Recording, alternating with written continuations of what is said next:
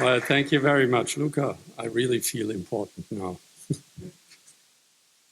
Yeah, dear Mr. Loeffler, Nick and Luca, dear delegates, I would like to welcome you warmly this morning to the ECBC plenary, which is a very special meeting for me, not only because it's the 30th plenary and it's taking place in the wonderful city of Munich, but also because we were celebrating the 250th birthday of Pfandbrief only a fortnight ago. Well, thanks, Luca, for bringing me here to this wonderful museum. I haven't been here before, but when I look around, I really start to feel old because some of these buses, not the trams, not that old, but some of these buses took me to school here in Munich, so it's really a wonderful place here. Yeah, about the plenary meeting which you were mentioning, I will have to go back in the minutes and see whether it was written down that I was proposing a covered bond directive. So I guess you have done that already, Luca. Otherwise, you will have to, if it's not in there, please correct it. Yes. So 250 years of tradition are quite an achievement by any standards. This is particularly true for the fast-paced world of finance. More than that, the Pfandbrief is one of the few German financial exports with a credit history that has remained impeccable right up to the present day. As a result, the Pfandbrief model has spread in Europe and even abroad. 250 years and now poised for retirement? Not at all. In fact, quite the opposite.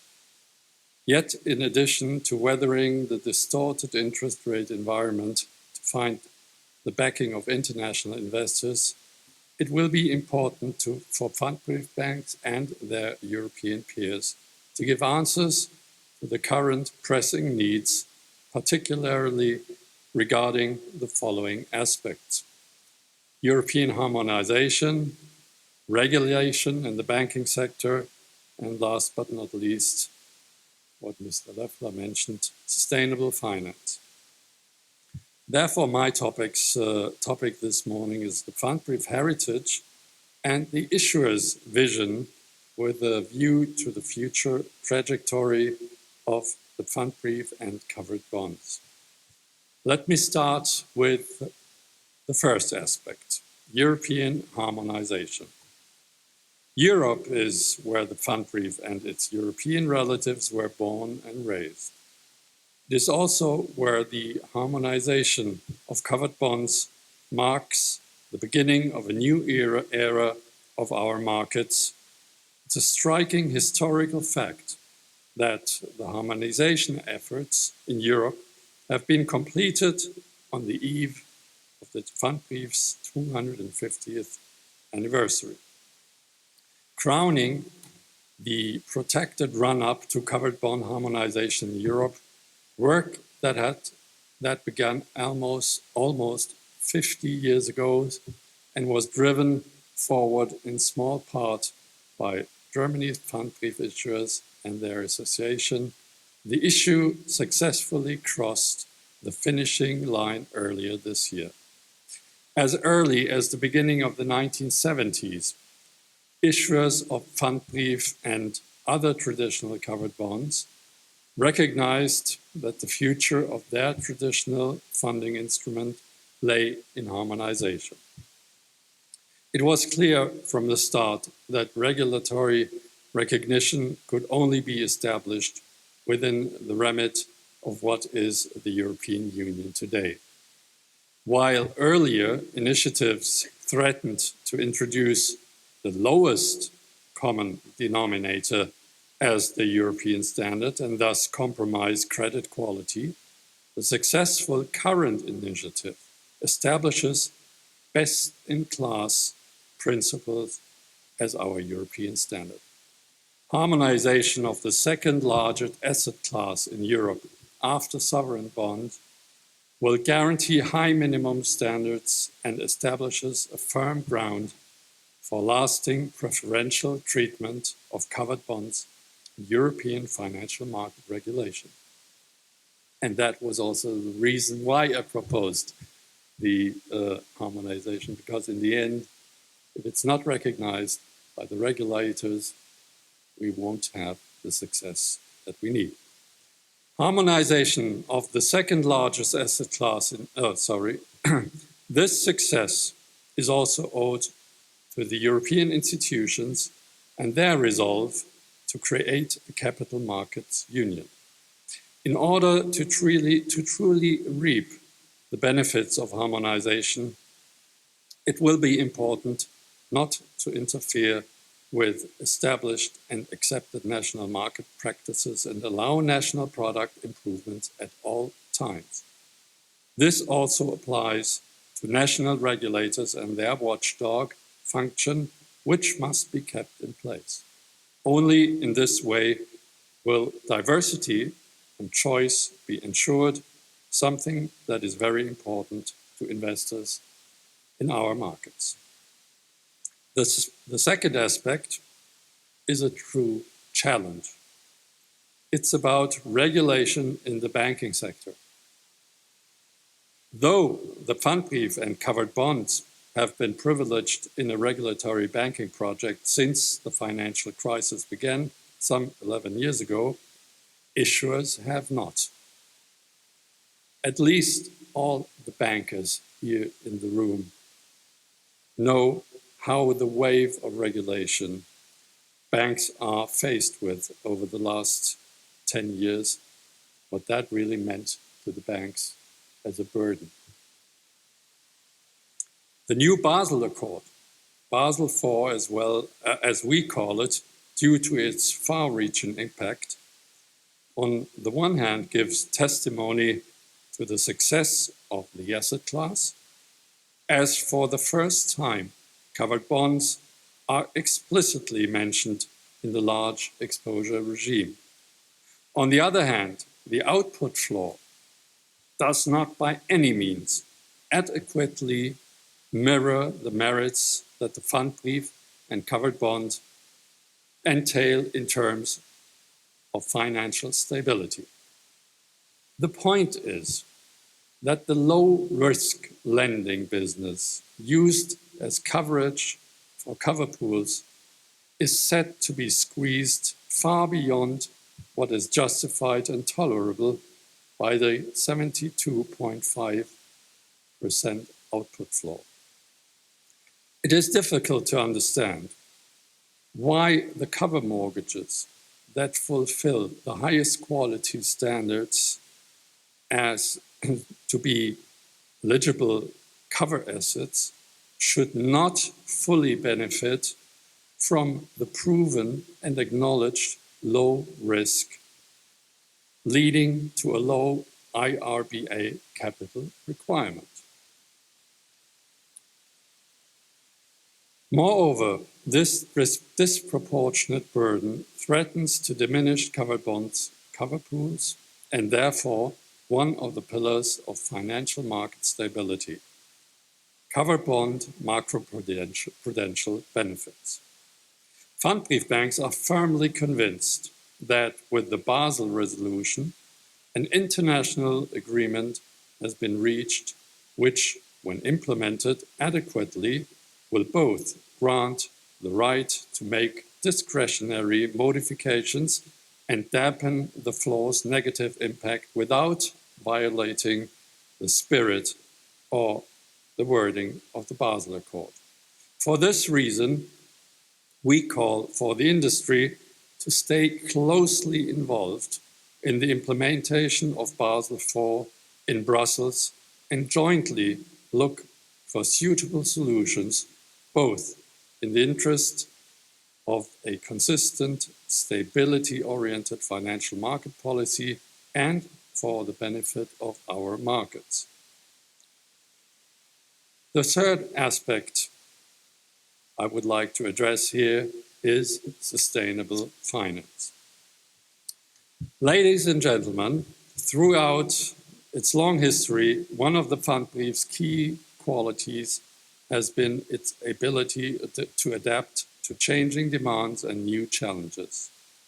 In times like these, a 250-year tradition forms a sound basis for answers to important societal demands, such as containing global warming. The Pfandbrief model is firmly based on old virtues heralding new topics. As a pillar of financial stability, the Pfandbrief and covered bonds have long met many of the requirements that are today expected of a sustainable financial industry. At the same time, they are the epitome of long-termism in the financing of the economy, a fact that is acknowledged and appreciated by policymakers and regulators alike. After all, covered bonds refinance long-term loans, which make them directly relevant for the real economy. As we face climate change, the financial sector is bound to play its part in the purchase or construction of buildings and in private sector investments that are geared to meeting the objective of the 2015 Paris Agreement, which is to limit the increase in global warming to a maximum of 2 degrees Celsius. This is a goal to which the ECBC, with its energy-efficient mortgage initiative, has been committed for several years. The focus of Pfandbrief issuers' efforts lies on the mortgage Pfandbrief and the financing of ecologically sustainable buildings.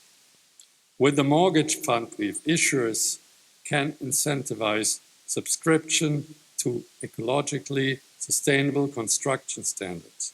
Having launched the minimum standards for green Pfandbriefe only a couple of weeks ago, issuers are currently engaged in giving further stimulus to what is still a modestly sized segment. To this end, eligibility criteria have been drawn up, stipulating minimum requirements regarding properties and transparency, amongst other things. Sustainability is a high priority issue at the EU level too. We just heard it from Mr. Löffler. Here, Pfandbrief issuers call for regulators to base their activities on market standards that have already been tried and tested in the capital market, such as the Green Bond Principles or the certification of the Climate Bond Initiative, in order to maintain the strong dynamic of this market. This is because excessively detailed and possibly abstract regulatory requirements are more likely to result in sustainable bond issue programs being held back and halted. Ideally, a taxonomy such as the one that is currently being finalized by the technical expert group would bring about a uniform understanding of sustainable financing and define indispensable guidelines for private initiatives. However, it should not be too detailed, nor should it seek to replace the many valuable private initiatives that are already underway.